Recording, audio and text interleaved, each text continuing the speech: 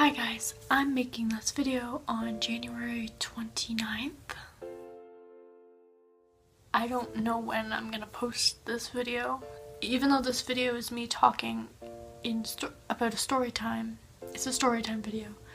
This video took place in the past, so it doesn't really matter now, but they believe that if you talk about anything bad, it will follow you, and I believe that to be true, but I don't want to just be quiet when I have experiences, and it's nice to know that other people have gone through similar things and they've came out of it, and they've gotten through it. I don't know if this video is going to make sense. I'm going to have to edit it a bit because my thoughts are pretty jumbled. I'm not going off a script. Basically, since I was very, very little, I have struggled with mental illnesses and self-injury. I don't really have an explanation as to why I began self-injuring at such a young age, like really young. It wasn't always cutting or burning. It kind of started with pinching, scratching, and hair pulling and hitting myself. And this was like when I was like 4 years old. Like, I remember the youngest I could possibly be. I was struggling then. When you're little, like if you're hitting yourself or if you're hitting other people, it's just looked upon as, oh, they're being violent and it's just a phase and they'll learn that hitting's bad. But instead of hitting other people, I was hitting myself in private because I was frustrated and upset and sad. And that is how this all started. Me taking it upon myself to deal with my problems, not knowing that it was wrong. I just felt like it was right at the time. And my parents believe that my self-injury started way later on, when I was in grade 5, I think. Because that's when I started cutting myself. That's not when I started hurting myself. I remember when I was really little, we were out in the garden, and I thought that I got poison ivy. And I was like, Mom, I have poison ivy. And she was like, no, you didn't. And I was like, yes, I do. It's really itchy. And I started scratching the bejesus out of my hand. Like I scratched off a lot of skin and it was all red and green and gross. I don't know if that was because I was outside and there was grass stains or something, but that's the first time I ever really scratched myself so much that I would bleed. That just kept spiraling. As I got older, I would scratch myself more and harder. When I was really little, I can't even remember this all happening. I would beat up my 2 siblings. I was the older one. And my mom told me I think I ripped out my sister's nail once from getting it stuck under a door. I knocked out her teeth. I bit her and my brother. What happened in my eyes is I went from hitting other people to being told that's wrong to hitting myself. And I don't know if it's because when I hit other people, I felt pain when I hit them. Like if my hand hit them, I would hurt. So then maybe I just started punching myself to get the same pain feeling. I don't know. When grade 5 came around, I was a little bit overweight. I was not at a healthy BMI. I was just over, and I would be called chubby and fat by my family and my siblings. And I know they were doing it to try to get me to lose weight, to say like you need to lose weight. That's not what happened. I just started hating myself more and more. And I already have my birthmark, which makes me look different than other people, so I would always compare myself to other people, especially when they brought up my birthmark. So then to say I'm fat was another thing to add on to the list of things I hated about myself. And then I began starving myself because I wanted to lose weight so they could stop calling me fat. And when I started losing the weight by starving myself, people would say, oh wow, you're losing weight, you look so great. And every time somebody said like, oh my gosh, you're so skinny, it would just fuel me to do it even more.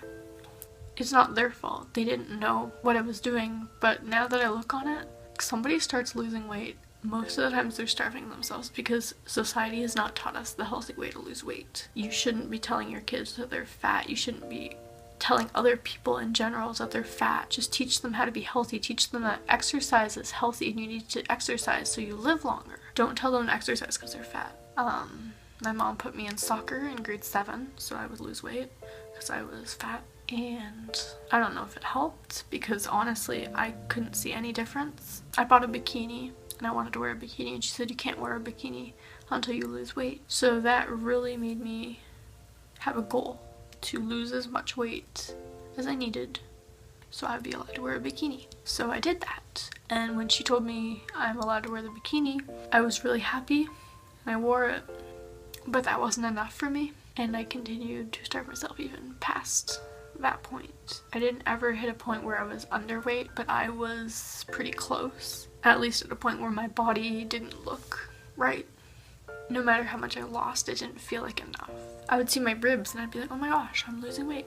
I'd see my hip bones and I'd be like, oh my gosh, I'm losing weight, but it's not enough. The good part is that it not being enough made me try to look up different ways to lose weight. And that is how I found high carb, low fat veganism, which has led me to where I am now. I'm more so whole starch, low fat, but either way, I have gained an appreciation for food now as a fuel instead of as an enemy. So I got out of that, but as I was learning to get out of that, I was still self-harming, and I was still struggling with self-injury, but it was a lot less than normal. I was going months upon months without doing it. In grade 8, it got to a point where it was almost every single day I needed it. The more happier I got, the less I needed it. So as I went into high school and I made friends and I had things to do, it didn't happen as much. In grade 10, I got in a fight with my brother when we were trying to put up a new TV. And I was trying to say something and he just wasn't listening. When people don't listen to me, that goes deep, because I feel like I was never really listened to when I was little. I just remember being told so many times, like, you're young, your brain's not developed yet. And I was just so angry that I just went to my room and I cut myself. And I did not mean for it to be as deep as what had happened. And I used to do it. I used to think the people that did it deep were stupid and they just didn't know that it could kill them. They like couldn't control themselves, and I was like, I can control myself though, and I'm never gonna get to that point. And guess what? Years later I got to that point where I accidentally did it too deep, and for a stupid reason, fighting over a TV not being listened to. It was really close to a vein. I can literally see the scar and I can see my vein beside it, and I know that it was pretty close. I don't know if it would have killed me, but it probably would have came close. And then the fact that we didn't even know if it hit anything bad, because I was just holding it together the whole time, just freaking out, thinking that I was gonna die. And I didn't want to die that early. I never did it to try to end my life. I always did it just as a way to feel better, to get my frustrations out. And that time I was really frustrated and I had teary eyes and I couldn't see what I was doing or how deep I was going. And I went really deep and it really scared me. I still have flashbacks. I still get flashbacks of that night, and it's really scary, and they haven't gone away, and it's been more than 2 years. And I don't know if they ever will go away. Maybe they're meant to stay there to scare me so I never do it again.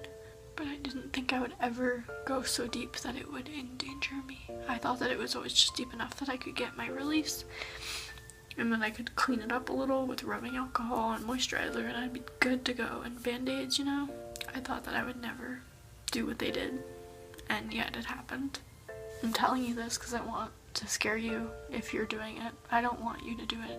I don't want anybody to do it, because I know how damaging it is, and I know how long it takes to recover from, and I know that even though I haven't done it in so long, and I don't get that many urges anymore, the urges will always be there. You're always going to feel like, I want to hit myself, or you're always going to get that feeling. It's not going to go away. You just have to know that there's other ways to deal with it, and when you're going through it, and you're really at the hard points, you're not gonna think that those other ways work.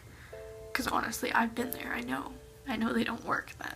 You have to actually want to recover for it to work. You have to know that I cannot do it again And you have to have that in your mind, that you're never ever gonna do it again. And you've probably promised people that you wouldn't, and then you broke that promise so many times. But you have to make a promise to yourself, and you have to stick with it. And I think the best thing you can do is find something you enjoy, and do that whenever you need to. Whenever you get stressed out, go and take a bike ride, go and write in your journal, go swimming in your pool, hug your pet, do something that will help you, because hurting yourself doesn't get you anywhere. It's just gonna pull you deeper and deeper and deeper down. I think for me, when I was starving myself, it didn't make my mind think clear. So I thought that that was the only way I could handle things. And when I started eating properly, my brain was like, there's other things I can do to deal with this. And I don't want to do this anymore. I want to find something better. I want to be better. And so after so long of dealing with that, eventually it was just my mind. It's all about your mind. Your mind is so powerful. And if you can tell it something and you can make it believe in something, then you're gonna get a long way. Because I would tell it, there's other ways I can deal with this. This is not gonna fix my situation right now. It's only gonna make my situation worse. What am I doing? How is it helping me? It's not helping me. Basically, my point is, I know it's hard. I know it's really, really hard, and you think that you're never gonna get out of this. And the only reason you think that is because you're telling yourself that. So if you tell yourself that you are gonna get through this, and it is gonna get better, then it will. I promise. Because I told myself for so long, this is the only way. This is the only way. It's never gonna get better. I'm gonna be like this forever. I want it to end. I want to die. And then I changed those into, I want to live. I want to explore the world. I want to be happy. I want to do things I love. Switch your thinking. That's all you gotta do. And please, fuel your body properly so your brain can think properly. I think that's the biggest thing for me, was that I was probably deficient in a lot of things, and my brain was getting no energy at all, and I couldn't think properly. So when I started feeding myself properly, my brain thanked me, and it made my life a whole lot easier. Do things to your body that are going to make you more healthy, because when you have a healthy body, you normally have a healthy mind. And there's days that are going to be bad still. And what matters is that you can get through those days. And tomorrow is a completely new day. Sleep on it.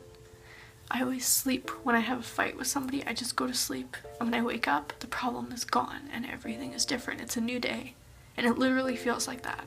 Just look at one day at a time, because you're going to get through it. And life is going to get so much more better. I don't know where I'm going with this video, so goodbye, guys.